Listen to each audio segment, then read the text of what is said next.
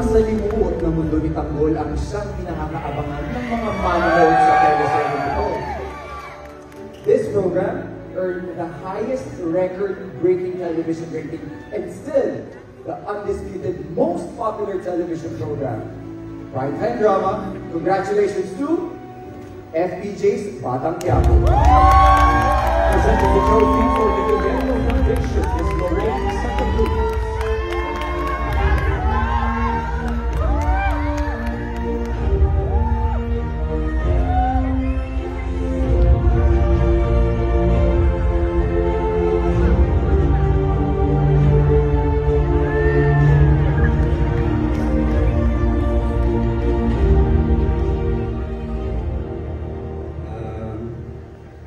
Good evening po sa inyong lahat.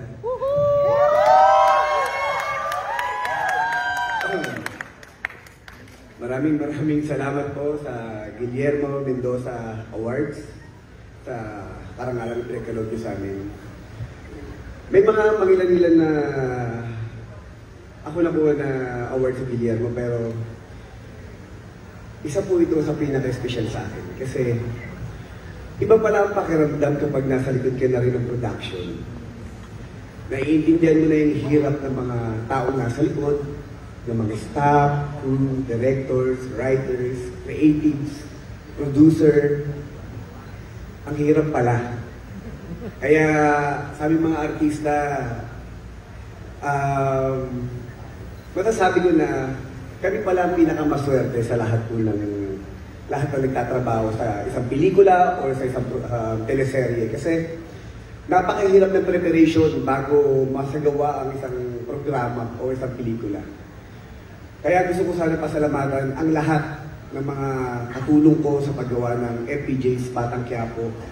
Unang-una, nagpapasalamat ako kay FPJ, kay Tita Susan, na hanggang ngayon ay sila nagiging daan upang makagawa kami ng isang magandang teleserye at mga pelikula na ginagawa pa rin natin hanggang sa ngayon. Ipapasalamat ako unang-una po sa ABS-CBN na hanggang ngayon po ay patuloy pa rin po nilang nilalaban. Kahit alam po natin na matindi ang pinagdaanan ng buong kumpanya, marami ang nawalan ng trabaho, pero patuloy pa rin pong lumalaban ang lahat po ng mga nagtatrabaho dito. Nagpapasalamat po ako kay Tita Cory Bidanes dahil talaga po nakikita namin kung gaano ang hirap na kanyang pinagdadaanan upang itabuhin ang kumpanya. Kay Sir Carlo, maraming salamat po. Kay Sir Deo, Sir D, ikaw ang lahat ng ito, ikaw ang aming inspirasyon, ikaw ang aming mentor.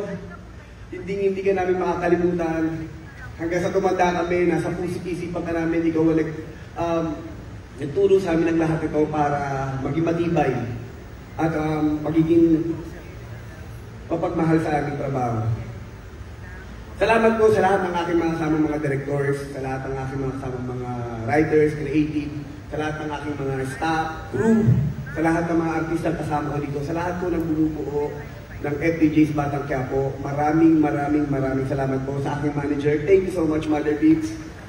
At gusto ko rin po sana pasalamatan sa pagkakataong ito ang Channel 5. Thank you so much po sa pagtulong niyo sa amin. Nakukupin kami upang mabigyan ulit kami ng pagkakataon may malabas.